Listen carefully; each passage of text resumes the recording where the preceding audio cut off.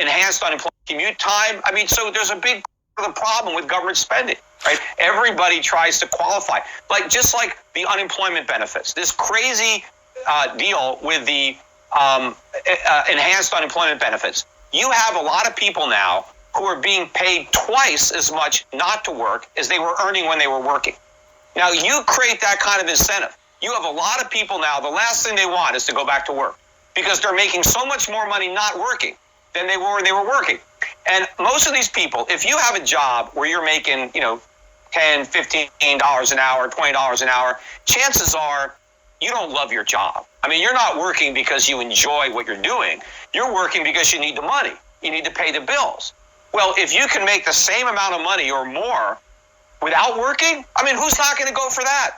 I mean, I don't blame anybody for not wanting to work if the government is paying you more not to work than what your boss was paying you to work. And of course, there's more than just working. You have to get up early in the morning. You got to fight traffic. You got other expenses. Maybe you got to, put your kids in daycare. You got to, launder, dry clean your clothes. Women could spend an hour in the morning doing their hair, doing makeup. They don't get paid for that, but they got to do all that, and add all that to commute time. I mean, so there's a big cost of working. And then, of course, you give up all your leisure. When you're at work, you can't have fun. The government now has created a situation where people are getting paid to have fun. So, I mean, how do you end that? What politician is now going to take this away? I understand what you're saying about that, and I do agree with that, and that was very shocking to me that people that I know who have friends that are on unemployment don't want the economy to reopen because they would lose money. And I was like, God, look, I know what people that can't hire people. But you can't get people to work. Hold on, Why please. should you work? I get more money not working. So you know what some people do? Peter, they work under the table. Peter, hold on, please. They get cash. Jesus they want Christ. to pretend they're unemployed so they can keep getting those benefits, and then they take a job under the table for cash. Hold on, That's please. what's going on. I believe that. But that doesn't make sense with hedge funds. With hedge funds, we're talking about small businesses. Does a hedge fund qualify as a small business? And we were talking about them receiving PPP, and as long as it's under $2 million, there's no questions asked. If they can't demonstrate a loss of income, how are they receiving this money, and what should have been done differently? Look, I as soon as I heard about the program, I went online and I got the application just to see what it was. You don't have to prove anything. All you have to do is you have to have fewer than 500 employees, which is pretty much everybody. I mean, most of us in this business don't have 500 employees. And then what you did is you just listed your payroll, right? And they gave you 3 months of your payroll.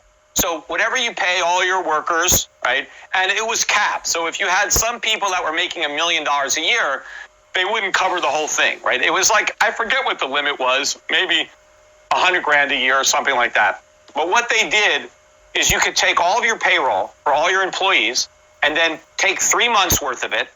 And the government said, we will give you a loan, no questions asked, for 3 months of your payroll. And as long as you don't fire more than a certain percentage of those people, you never have to pay the money back. So it didn't say anything about proving that you actually needed it, proving that, that your revenue went down. So the government opened up an opportunity for all sorts of people. I mean, I could have had a few $100,000 if I wanted it. All I had to do is lie and claim I needed the money.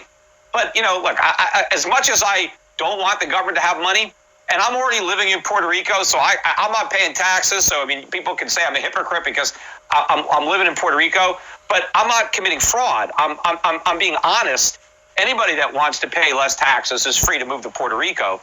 But I didn't want to commit fraud. I didn't want to sign a document and attest to the fact that I needed the money when I knew I didn't.